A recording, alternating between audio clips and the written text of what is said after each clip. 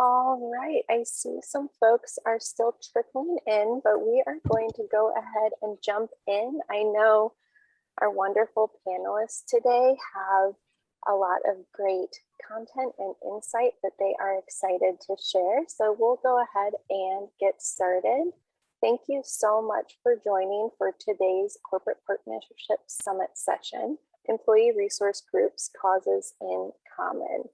We've had a great week of sessions with some amazing speakers and a lot of great and insightful thoughts and perspectives shared. So if you have any questions or comments, something strikes you, feel free to throw your thoughts and questions in the chat as we go through today's session.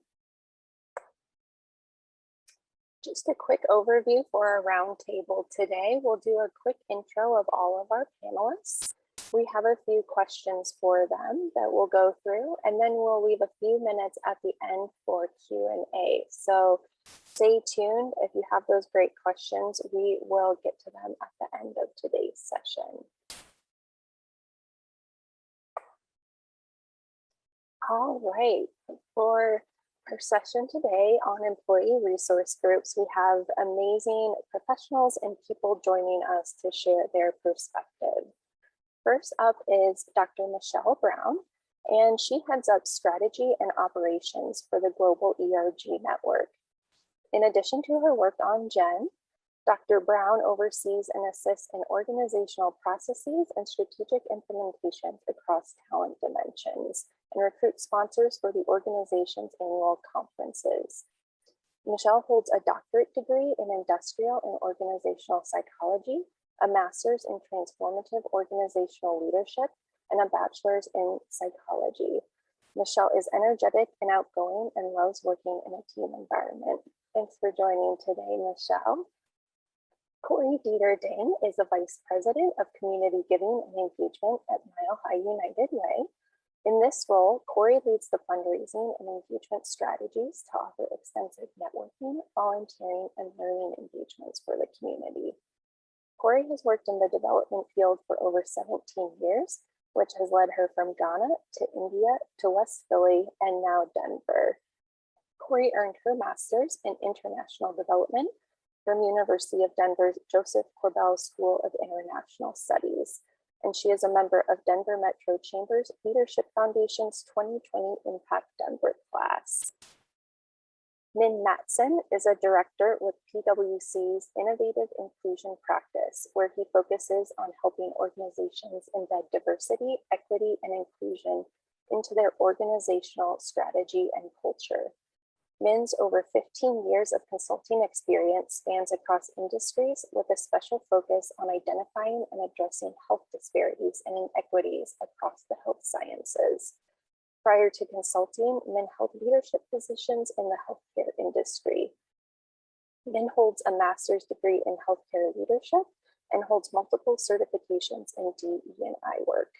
In addition, he serves as the chair of the board of directors for Transgender Law Center, the largest trans-led organization in the country. Last but not least, we have Marcia Romero joining us today. Marcia is the Community Affairs Manager at US Bank based in Denver.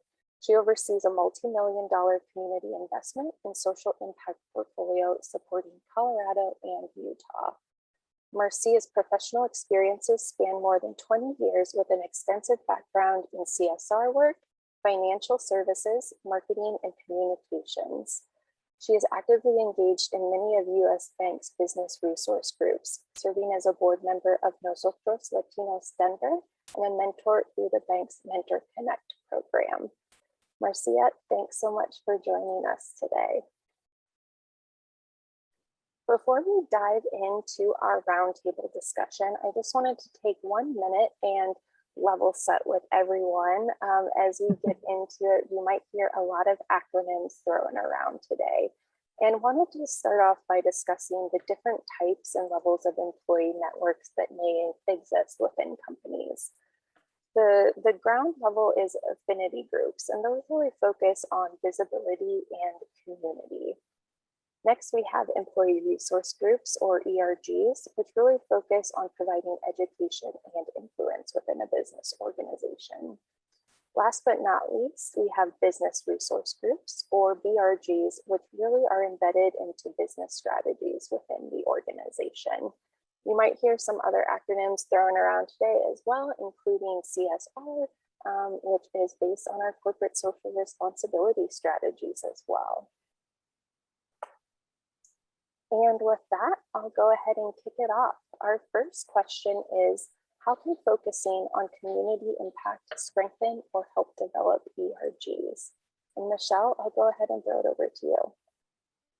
Sure. So delivering over 15 years of experience and expertise, the Global ERG Network is really an advocate and ally for this question here, and really focusing and helping resource groups, BRGs, ERGs, affinity groups especially, understand what really drives your community and how can you strengthen that. So what we really preach and tell these resource groups and individual members is focus on your mission, your vision, and your purpose, right? Your expertise in that community, but also globally, although different or wider range and domestically, it's still the same foundation, right? So you want to understand what your mission, vision, and your purpose is as a resource group overall, but then also identify where or how your resource group really fits into the mission and vision of your organization, right? Because ultimately that's why we're placed there.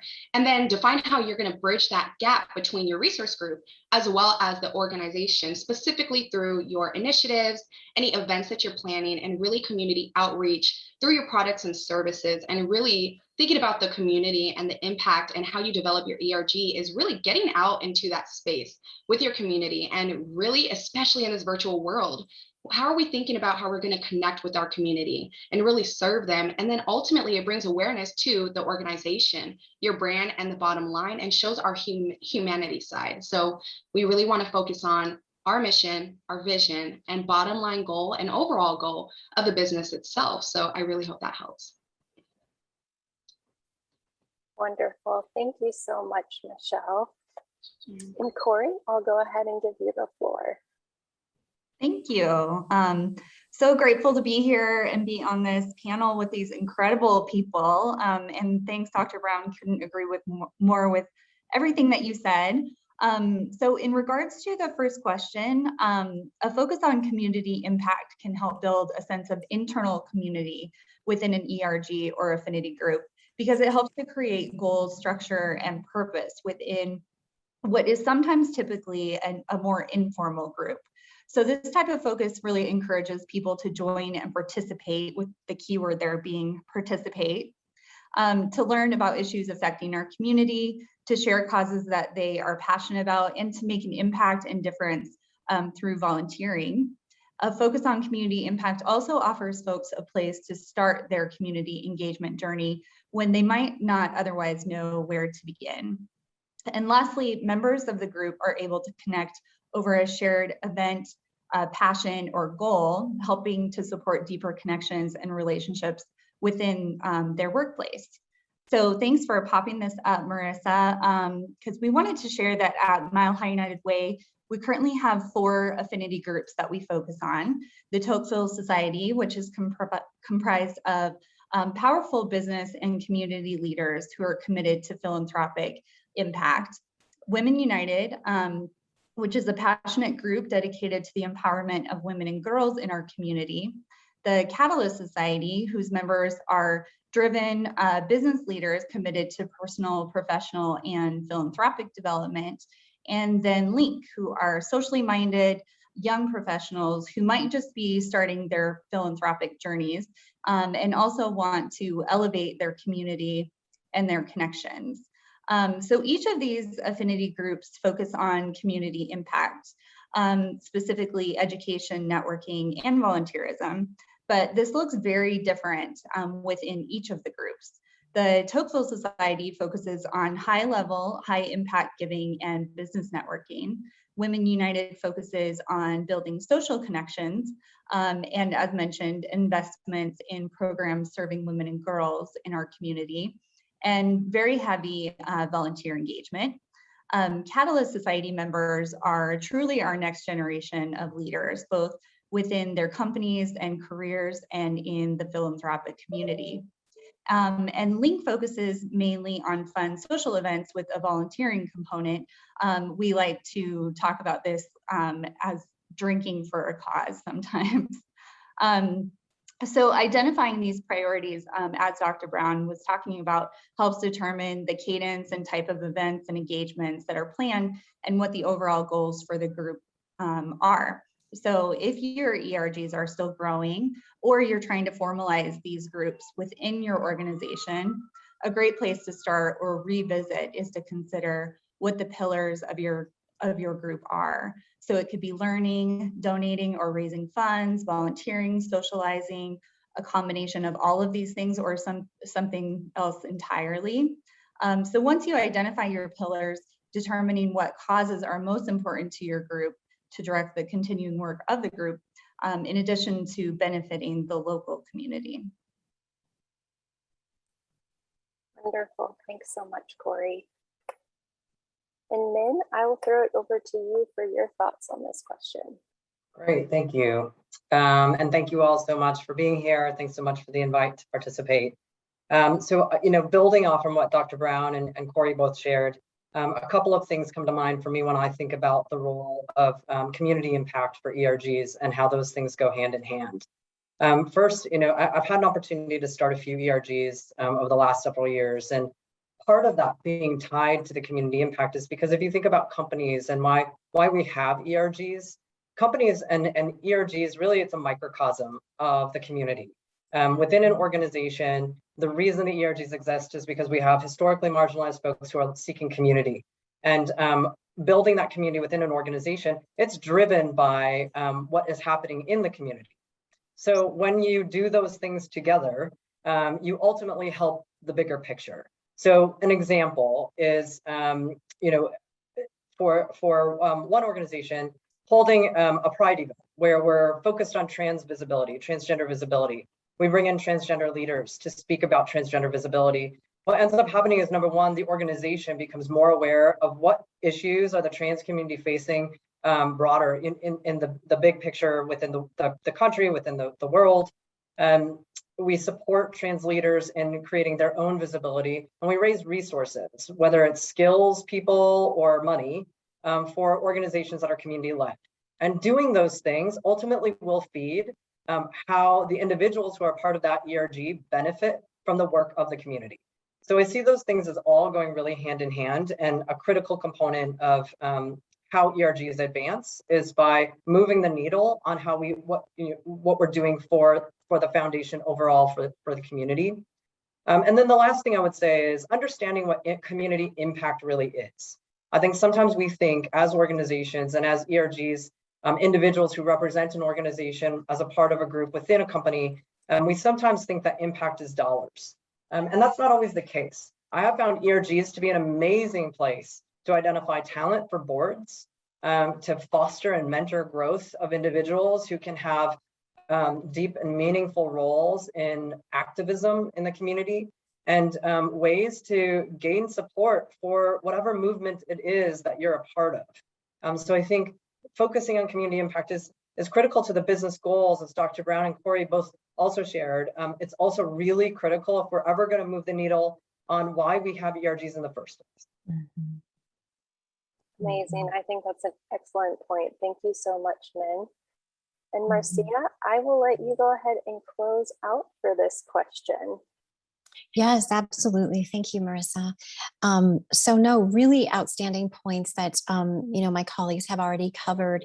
And I think the pieces that, that all connect in the work that happens at US Bank in really driving the community impact and how that strengthens and develops our BRG groups. At US Bank, we call them BRGs, business resource groups.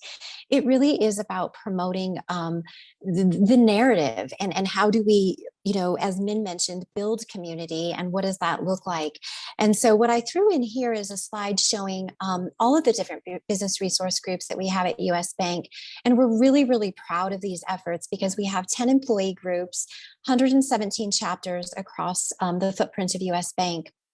And so you can see it ranges from everything from our alumni network to women and nosotros Latinos, and on and on. So you can definitely see the work that we're doing, bringing people together. But beyond that, in building community and fostering growth and supporting the employees, it also really promotes and drives what does this intersectionality look like? Min mentioned, what's happening in our world and how do we make these connections even stronger? And so really when looking at intersectionality and driving measurable impact in your company narrative, I would say that looking at the intersectionality piece of it, it's really looking at what's happening in our community outside of our doors. What are the cultural impacts? What are political and policy impacts? And what's even just happening in our media?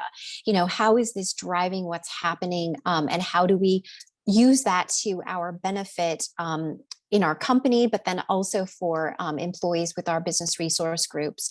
We have a really great example looking at this intersectionality that we did at US Bank last year in our virtual platform. So I'm part of the board for the Nosotros Latinos group at US Bank. And we have some really fabulous community partners that are doing some cultural work around Dia de los Muertos, or Day of the Dead.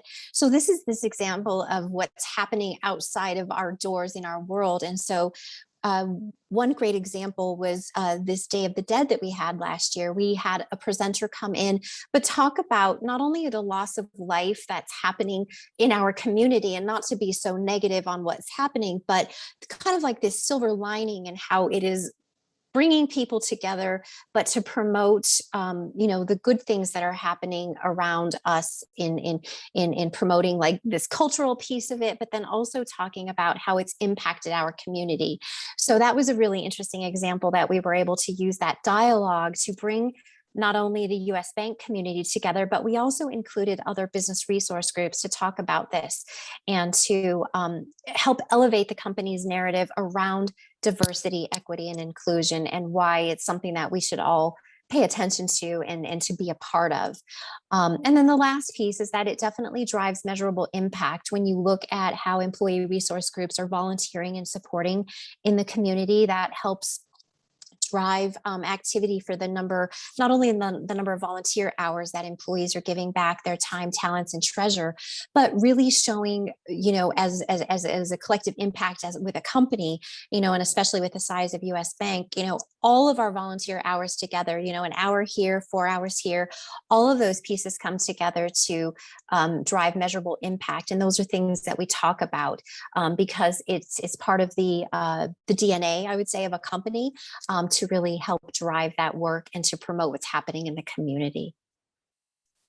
I love that focus on intersectionality. I think that's so important. And I like how you envision that idea of inclusion as well, and including community members and employees who might be outside of ERG groups as well. Thank you, Marcia.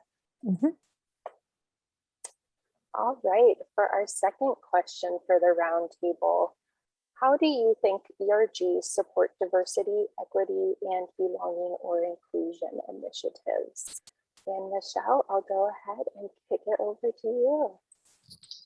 Yeah, the Global ERG Network really focuses on this specific aspect, especially for resource groups. So we as resource groups are the catalyst behind what truly drives the businesses today. So as my colleagues mentioned, all of these things centered around community engagement, but also that human aspect, to Marcia's point, all of that comes from the external into our internal, and really trying to show how our ERGs support diversity, equity, and belonging. The Global ERG membership platform, we give the templates and toolkits and micro learnings because it's about overall support, right, for resource groups, and really external networking opportunities because the middle name is support, right? How can we move forward together faster?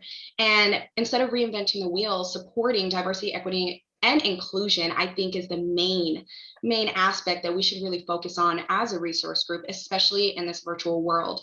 I would definitely add to this is, as resource groups, we want to support the diversity, equity, and inclusion, as well as belonging, by providing a sense of belonging for our members, but also our non-members and our community. How do we make them aware? How do we support them? And it's really by providing community training, internal and external training that's open to other individuals, but also those support resources, and also not reinventing the wheel. So just really thinking how we can work collectively together, and especially going back to our first question, I'm just thinking how we can engage with our community. And because there may be a lot of things that are already in place for us to leverage in-house, but also externally through partnerships, and our goal, our mission, our vision, and bridging that gap to the bottom line of the business. So that's what I would offer. Mhm. Thank you, Michelle. I think that emphasis on not reinventing the wheel is so important, especially when so many CSR professionals certainly wear a number of hats. And if you don't have a formalized CSR program, it's sort of a volunteer role within your organization. So I think that is so critical. Thank you. Corey, I will turn it over to you. All right, thank you. So ERGs support diversity, equity, and belonging work because they really offer a home for people looking for a community, whether that's in an entirely professional setting, a social setting, or in a community setting.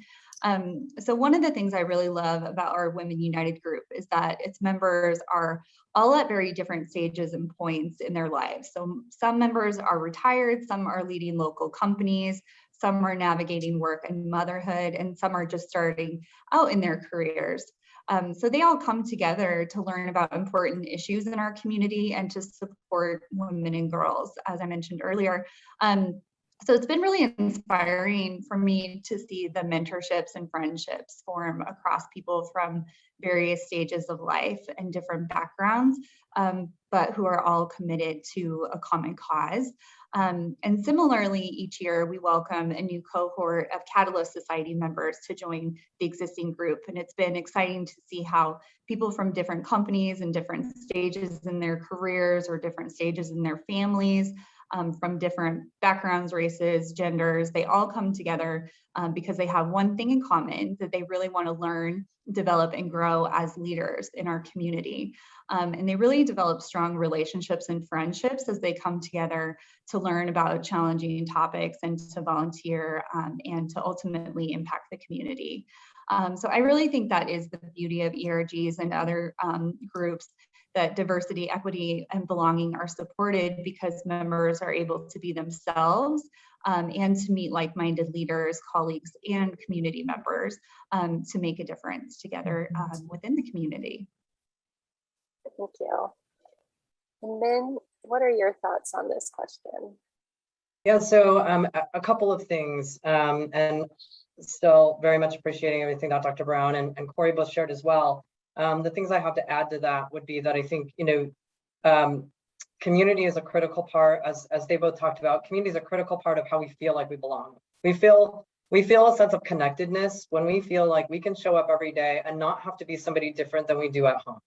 ERGs often create that home for you to be able to build those initial connections to create that safety so that you can do that going forward in the organization. And so that community I see as being, sort of a critical component foundationally. But when we break down diversity, equity, inclusion, and belonging, we look at diversity. ERGs are advancing diversity through a number of ways. One is that ERGs I've worked with, and we've had mentorship programs for individuals who are looking for promotion. We've done things like office hours to help them prepare their promotion packets, to help them think about what it's going to take. What's that interview going to be like? What are the things that are going to feel a little off that you should be thinking about how to advance your skills, or be thinking about how you represent this different. Because we know that when an ERG is a community of historically marginalized folks, what we're trying to do is advance our representation in leadership, our representation in the organization, and we're also trying to create a stickier organization. We're trying to improve our retention. I think about an AAPI resource group that I worked with, and we spoke with a lot of folks who left, the organization, and they shared, I just felt like I wasn't going anywhere else, and I didn't really talk to anybody about it. So when you have an ERG, that opens a door for folks to be able to share, I feel like I've hit a ceiling here and I'm not sure where to go with that. You have a whole network of people who can help you navigate that. And then when you implement formal mechanisms to create space for people to navigate, I think that we are making a difference in diversity and in representation in how we help people navigate their careers.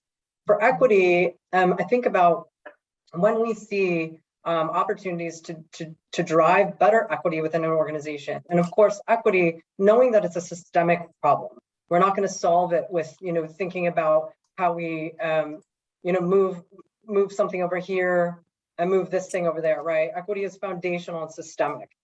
So I've worked with ERGs to create open letters to leadership and boards of directors of organizations to say, here are the things that we see as prohibiting and being barriers to equity. And here are the actions that we would like to see happen. And when you do that, there's power in being able to send that from a community of people. When you bring a movement from the community into an organization to create a movement within the organization, there's a lot of power in that. And you can start to build the blocks that it takes to drive greater equity. Inclusion and belonging, I think, are very tied to that sense of community and that sense of awareness. But when all of those things work together, you have an opportunity to truly move the needle on DEI. Mm-hmm. That is amazing. Thank you, Min. And I think our session yesterday on corporate advocacy really focused on what that looks like externally of the organization. But I think the examples you gave really show such powerful ways that can occur internally in an organization as well. So thank you. And Marcia, what are your thoughts on how ERGs influence DE&I work? Yeah, so, at US Bank, it's really interesting. As I was preparing for, just working, on this panel, preparing some of these answers, really delving in deep to what we're doing at US Bank and how that's translating to our BRG groups. Drawing strength from the diversity is one of our core values at the company. So it's definitely something that is very much at the forefront and the cornerstone of so much of the work that we're doing, both in the community, but then also to expand more to support our employees in greater and more important ways, I'll say. So, you heard from Corey and Min talking about ERGs offering a home and a place of trust for our employees.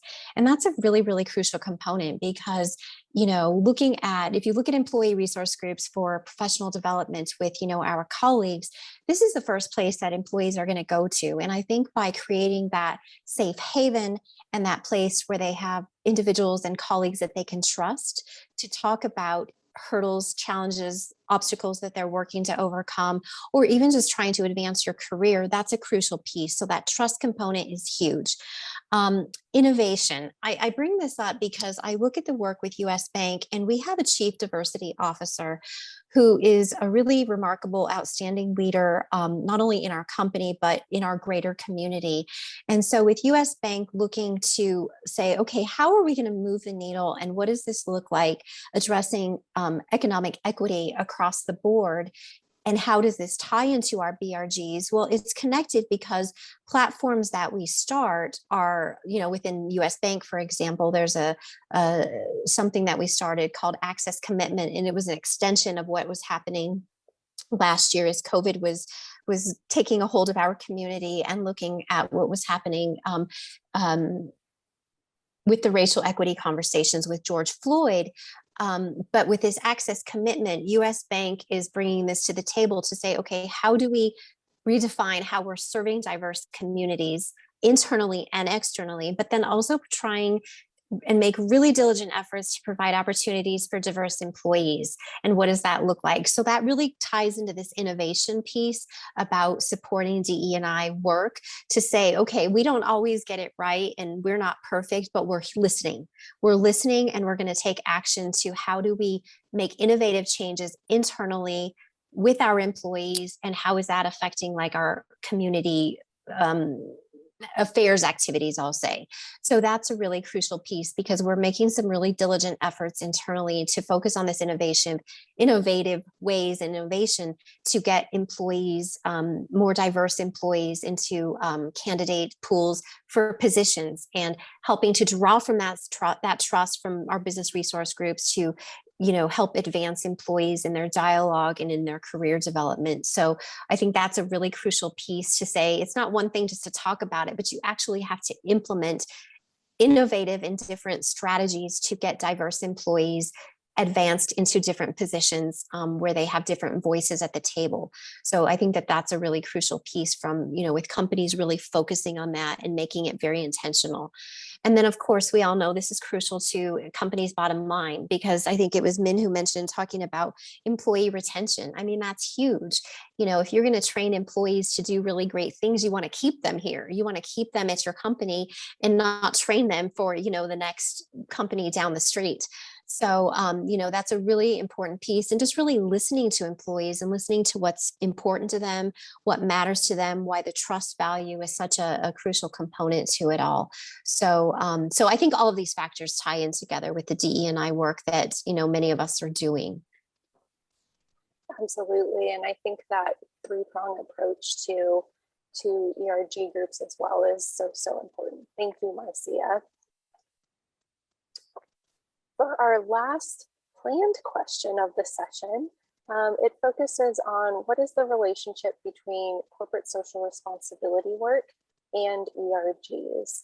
And Michelle, I'll have you kick it off again. Yeah, this question is actually really my ultimate favorite question to answer. And it's really mainly because the reason we're all doing this great work that we are doing today, but also the main focus of the Global ERG Network, again, is what we provide to our community. It all goes back to the community, as my colleague said. What are we providing internally and externally to support our members, to then support our community, to then bring that back to the bottom line of the business, to Marcia's point? It's about that trust, and everything that Jen stands for is to assist us all in moving forward together faster. And so that's the development toolkits, the templates, strategy, structure, micro-learning. But how do we do that? How do we support that as resource groups? But again, going back to the first question, your mission, your vision, your overall purpose that the corporate social responsibility strategy would be tying into. So again, don't reinvent that wheel. Really think about what you stand for as a resource group as it pertains to the bottom line goal of the business, but also tie that to what you currently are doing in this space for your community. And there's, again, don't reinvent that wheel, because your corporate social responsibility strategy, you may have members within your resource groups that are already members doing that great work. So they can also help you bridge that gap between the work that you do, the corporate social responsibility strategy, and what you should be doing. Therefore, it'll then create that corporate social responsibility to go back to your stakeholders for the business, see if you've increased the bottom line goal of the business on ROI, but also it can help you bridge your gaps as a ERG or a BRG, a diversity council. It will really show you that. And also with the Global ERG Network, we really focus on analytics, dashboards,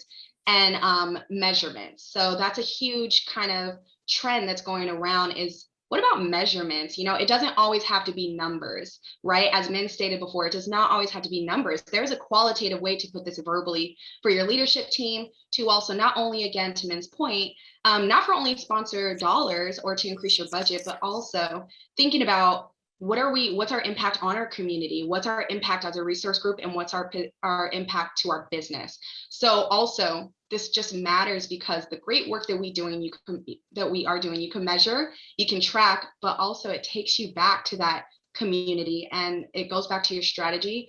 Overall, helps the bottom line goal of the business and what you were implemented for. Absolutely. I love that emphasis on capacity building and how ERGs and CSR professionals can work together to achieve a lot of the same goals in this work. So thank you. Corey, what are your thoughts? Yeah, thank you. Dr. Brown, you are speaking my language with dashboards and analytics, and we are definitely going to have to link up after this. But thank you for all of that. The most apparent connection between CSR and ERG strategies is that really both are no longer an option in a competitive hiring market. So employees really want their employers to contribute to their local communities, and they want to bring their full authentic selves to work. So besides being the right thing to do, CSR and ERGs are good business strategies because they attract clients and they attract talent. So corporate social responsibility strategies also feed ERG strategies and vice versa. They decrease employee turnover, increase employee retention, and help to foster a positive image of a company. So having a dedicated group of employees with a common identifier and a common cause support CSR strategies because it can actually increase the breadth and depth of community engagement. And at Mile High United Way, within the last few years, we've been connecting with more employee resource groups on their own mini CSR journeys because these teams want to mobilize for causes that are important to their group, whether that's women and girls, social justice, mentorship, or something else. So it's been really great to see a company's young professionals group wanting to engage and connect with a group like Link or their women's group start hosting a drive for our annual Women United community baby shower. And conversely, a CSR strategy can help inform either the causes that an ERG mobilizes on or how they choose to engage with that cause. So for example, providing volunteer time off can help encourage an ERG focused on the LGBTQ community to find time to volunteers with seniors who are part of that community. And providing dedicated learning events allows not only those ERG members, but other employees to learn about the important causes or challenges our communities facing when they may not otherwise have the opportunity to participate in something like that. So this type of engagement really allows participants in an ERG to benefit members of the community who are outside of their company as well. Absolutely, thank you. And then what are your thoughts on CSR, ERGs? What's the connection there? Yeah, I'm just going to introduce one more acronym. So, we think of CSR as kind of that next iteration of ESG, which is environmental, social, and governance. And when we talk about ESG, there really is no ESG or CSR without the EI. So, those things go hand in hand. And one of the things that stands out to me when you talk about CSR or ESG is the environmental impacts. So historically marginalized folks are often the ones most impacted by environmental impacts and the lack of environmental justice and a number of other things, right? And so the role of ERGs within an ESG program, I think, is in part that you can advance the goals of an organization's ESG vision, both from environmental, economic, but really focused on that S, right? Focused on the S piece of what does this look like for people? It's not enough to say, we're doing this as a company, we're making this commitment as a company, but how does that affect me? What does that look like when we put that into action? So it is that component of the ways that people engage with companies, and then the reporting, as others have mentioned. I think that reporting is a critical piece. It's important to be able to evaluate your impact. It's important to be able to not only understand your impact, but to be able to show that you are doing the things that you've committed to. After George Floyd's murder, we saw a lot of companies come forward with their commitments to advancing racial equity or advancing, and certainly over the last couple of years, making commitments to climate change. But when that happens, and then we don't see impact reports that say, here's what we're actually doing to do the things that we've committed to, we miss out on the accountability. Organizations, get a lot of support from individuals choosing that company. We know that the generations of the workforce that are coming into the workforce today have been in the workforce for a few years. They're choosing workforces where they trust and where they believe in the purpose of that organization. It doesn't have to be the most glamorous business. It has to be an organization that they trust and believe in the purpose. When an organization makes a commitment, it might initially attract somebody to say, great, I want to be somewhere where they're making that commitment. But when there's no follow through, when there's no accountability for what they're doing to live up to that commitment, that trust gets really damaged, and that trust gets damaged with the community, it gets damaged with the workforce. So I think that reporting is a really critical component. And within ESG, the G is on governance. And that is how we will drive change, right? It's when there's accountability for what needs to happen. And all of those things, I think, ERGs fit perfectly within the context of all of that, because it's all about how we collectively move the needle on the big picture, and how we collectively move the needle on evaluating our impact, positive and negative. So that's, I think that those things really work together. Mhm. Absolutely. And I love how you talk through the intersection of all these really big, important topics, and really how it can be overwhelming to think through where to start, but starting with the individual and what action we can each take as individuals is so critical to that as well. Mhm. Thank you, Min.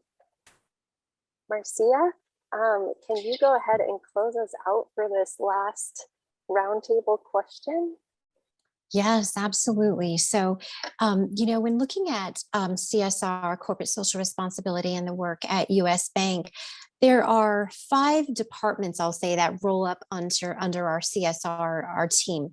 And so as I look at all of these departments, and I'll tell you which ones they are, but it's crucial with the employee resource group, and that again, that connection, that collaboration, that piece of what's happening in the community, what's happening internally, and really, evaluating the impact is really crucial, because it's so connected. You can't do one without the other. So, at US Bank, we have our community affairs and engagement that roll up under CSR, our CRA, which is community reinvestment strategy, environmental strategy that Min really spoke about that. And that's really a prominent thing that's shifting and changing in the dialogue of CSR, because we're wanting people to really pay attention to what's happening in our environment. And then, of course, because we're a bank, we look at financial education and wellness, and what does this economic mobility and economic empowerment look like?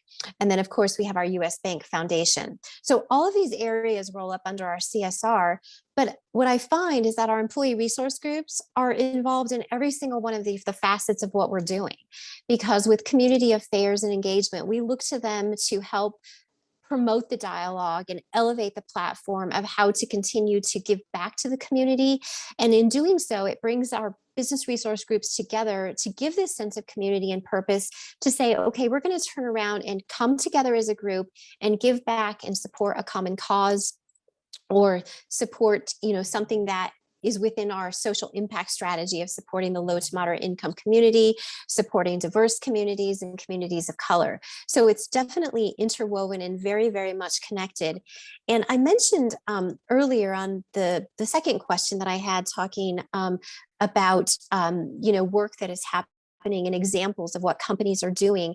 And, with US Bank, as I mentioned before, we had launched an access opportunity and access commitment program, but it's not only talking about how we're reaching, addressing gaps in the community, especially systemic gaps that Min so mentioned, but then also looking at US Bank, how we're filling open positions, but then that ties into our employee resource groups to promote and elevate the dialogue of how we're talking about this leadership.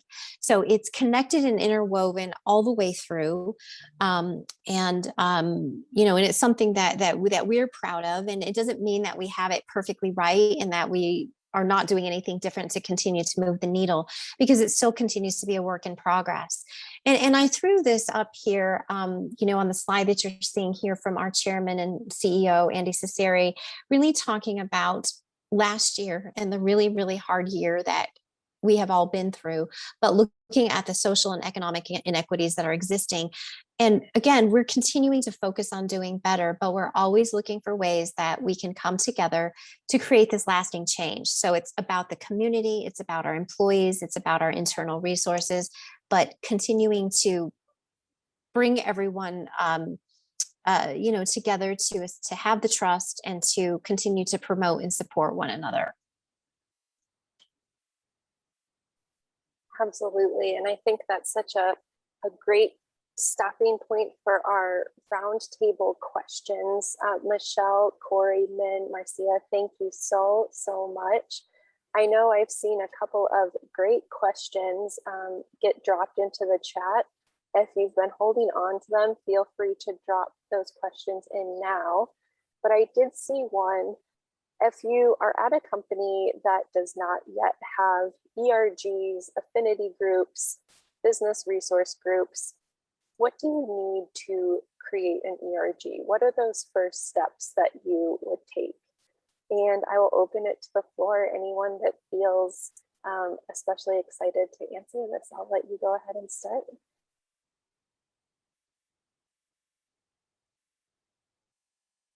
Oh, and then I think you're muted. Yep.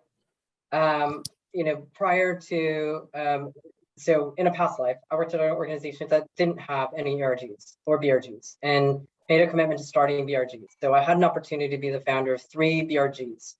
And over the course of 7 years, we grew that to 7 BRGs. And what it takes is committed individuals who care about creating community. Most ERGs, affinity groups, BRGs start off as grassroots-led movements. They start off as a few individuals who say, we need to create space and time for us. You get to a point where you then are able to say, and now, you know, we believe that the organization should invest in us creating space and time in us. And so it grows over time, but the initial piece is really that grassroots movement. It's getting a few individuals who are committed to creating community with one another and growing it from there. It's not, you know, the first resource group I started, I had never been anywhere that had a resource group, so I had nothing to compare it to. There's nothing, there are some organizations I've worked with clients who have ERG strategies. So when you want to start an ERG, there's a whole kind of application process and you go through a structured approach to it. But when you don't have any of that yet, it's a few committed individuals who are willing to invest the time and energy into creating community. I love that. And I am so floored by the immense amount of work it would take to start 3 ERG groups on top of your full-time job. So that is really incredible. Is there anyone else who has thoughts on what to do when you're starting ERGs at your company? I was just going to add, well, I haven't done the work that outstanding work that Min has done to start these BRGs or ERGs within the company.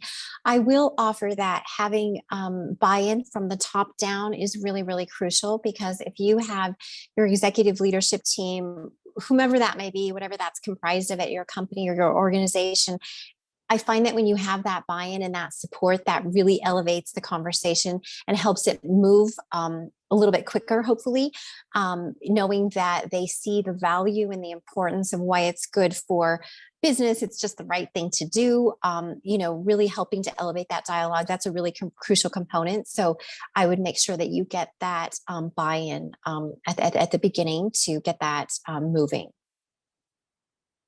Absolutely, so important. I would just say that, as we mentioned before, identifying the real purpose and goals of that group and what you want to accomplish together.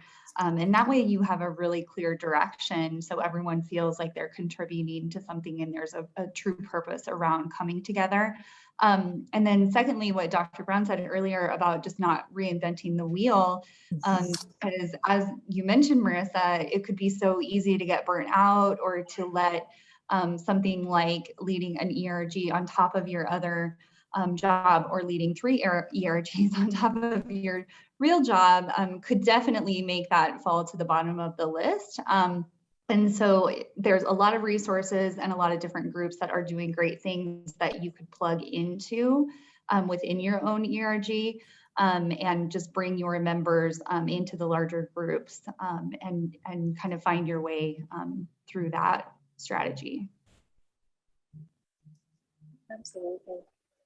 And Marissa, I want to add to that, but I also see a really good question where it actually will tie back into it. So I'm going to wait for you to ask that one question from Rebecca to tie it all together. That sounds great. And I hope I'm getting the right question here. Let's see.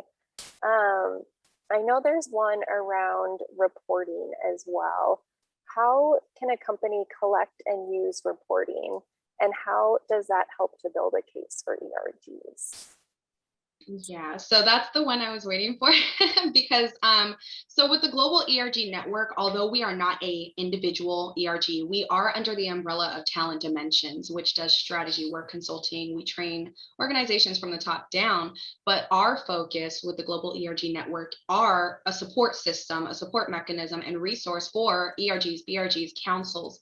And it goes back to whether you're at startup performance, you're at peak performance, your sustainability, you're trying to sustain your organization, or you could possibly be at restructure, or to Min's point, you may not have one in place. So that's exactly what the global ERG network is. But the main point is why I wanted to tie it back is because with reporting, we do have an annual conference every single year. And actually US Bank was one of our winners when they applied a couple of years ago.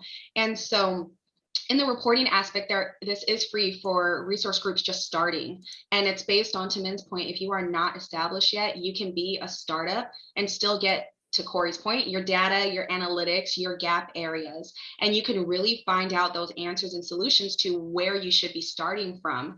And the reason I bring that up is because how you can start to establish these ERGs in your workplace, you may or may not be aware that you are actually doing diversity, equity, inclusion, and belonging work now, and you may just need that guidance. So I would offer, as our panelists and our guests, we can send resources just so you could be aware. But when you're starting, certain questions to ask yourself when you're starting those resource groups, who do you currently have that's interested in the same topic and common goal? Marissa, to your point, don't reinvent the wheel. And also, but the data and analytics, that it does not always have to be numbers, to Min's point. It's not all about numbers. It's not all about statistics, and you don't have to be a statistician. And what that annual conference reporting out does when you apply, it is free to apply for any resource group at any stage, and it will show you direction on where you can go from there, like category guidelines.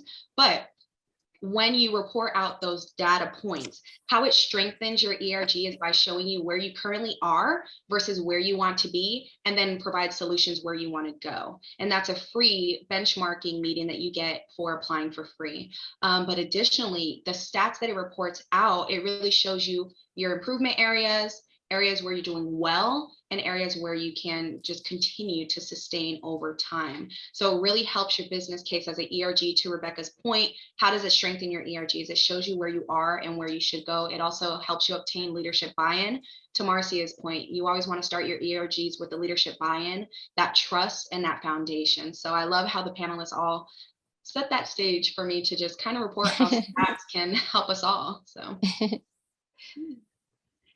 Absolutely. I'll just also add to your point about, it's not always about the numbers.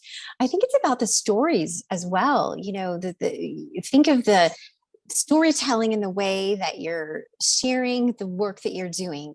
And sometimes the impact isn't measured by, these numbers and metrics, but it's about the what it has done for the employees and what it has meant to them, or how it may have changed their perspective or their outlook on something or a particular topic, or how they're looking at advancing their career, or what's been happening in our community. And I think about that because I mentioned when US Bank last year, we had a panel for with our business resource group, the Nosotros group, for around Day of the Dead, for Dia de los Muertos.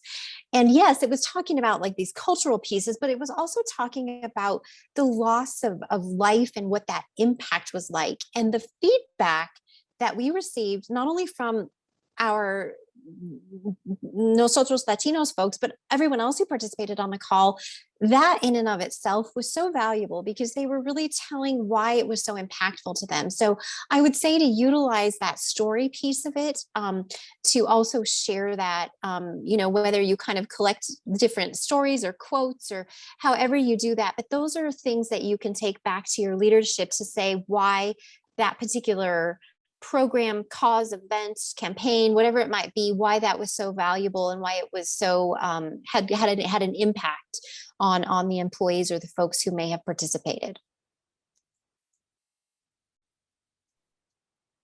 Absolutely, and I love that focus on impact, and some of that those qualitative measurements as well.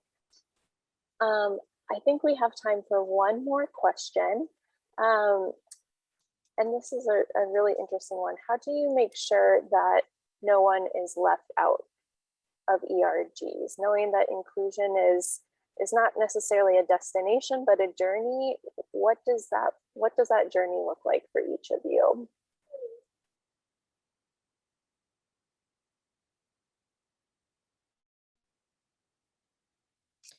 I'll jump in. I think for us at US Bank, we ask all of our folks on either on our boards or members of our resource groups to make sure that they're contacting and reaching out to colleagues. Whether you pick up the phone and call them, you send them a message, an email or an IM, or sometimes it's a text message. But I think it's continuing to remind everybody that everybody matters, and we want your voice at the table. We want you to join us, even if you just join in on our call and maybe don't say anything, but you're part of the dialogue in that way, just listening and being a part of the, at the table. I think that's the other piece that's important, is just reminding each other to continue to reach out to people and invite them and include them and tell them they're welcome to join or to participate. So I think it's constantly just keeping that reminder, top of mind, so to speak, to make sure that folks are included and that they feel welcome. Yeah, I totally agree. I also think that the other piece is understanding the intention of ERGs, BRGs, and affinity groups. ERGs and BRGs were created to be advocacy, to create advocacy and community for those who are underrepresented or historically marginalized. And when you do that, there are going to be folks who sometimes feel like they don't get to be a part of it. So I think it's often organizations and clients we work with will often have ally networks or have meetings of those where allies can join. And I think that creates an avenue for others to participate who may not be a part of the target community that ERG or BRG is in service of. But there are opportunities for folks to have affinity groups. And I think it's important to understand the differences, because affinity groups are often based on a shared interest. And it doesn't necessarily mean that you're focused on providing resources, creating advocacy, and driving a movement or driving strategy. But it is an opportunity for folks to connect and create community. And I think that those are good ways to use affinity groups for folks who may feel like, I don't necessarily see myself as being a part of a historically marginalized group, or it's not something that I feel like I want to participate in at work. Affinity groups can be great for them. I think when we think about ERGs and BRGs, so much the role of why they are considered, BRGs are considered strategy drivers or ERGs contribute to strategy, is because of the lack of representation of voices from those communities in order to design these strategies and execute them. And so ERGs and BRGs create an avenue where folks can have a voice in that strategy, folks can have a voice in the organizational direction who may not otherwise be represented in those conversations. So I do think that those differentiations are sort of important as you're thinking about how do we make sure everybody feels included in ERG, BRG affinity group. And these are conversations that I have never worked with a client where these conversations didn't happen when they start standing up ERGs and BRGs. There's inevitably individuals who say, well, I want one that targets, these things about myself, that often those attributes fit into the majority culture of the organization, majority culture of the community. And when that happens, those conversations often look like, let's talk about ways that you need advocacy or activism because you don't feel like you have it today. And I think that is where the differentiation is in my mind, and when I work with clients who are trying to solve those conversations. And also, Marissa, I'd like to add to both Marcia's point and Min's point, allyship. just using the community, picking up that phone, connecting in the virtual world, especially right now. Use your communication strategy, the platforms that you currently have now, and the internal community, because you can actually latch on, bridging that gap together, because it's deeper than the surface of what we see, but also unconsciously when we first make our first impression of someone that we just meet. You know, we all do it unconsciously, whether we're aware of it or not, but also it's deeper than what we see on the outside. So to Min's point, you know, we're systemically marginalized, and we all have an ally somewhere. So I would love to pick up the phone, especially as a resource group, pick up the phone and call Corey and say, hey, we're having this movement. We would really love your voice as an ally, and creating that partnership together, because she may have a different platform than I do. And she has a different dimension of diversity where she can pertain and speak to our community differently. So it really helps us internally to send a different communication, like we're all welcome, we're here together, and we're teaming, and we're going to have a great time. So just trust, you know, and creating that community, a partnership together. And again, don't reinvent the wheel. Don't reinvent the wheel. We all have a lot of strategies and implementations that we can leverage together, and we just need to reach out to one another to say, hey, do you have this in place already? And then make that known and make it happen. I love that. And I think that is such a great stopping point for our session today. A reminder to pick up the phone, to continue to have those conversations with our coworkers and leaders within our organizations. Dr. Brown, Corey, Min, Marcia, thank you so much for your time and expertise today. And we will be sending out this recording via email next week. Thank you all so much. Thanks for joining.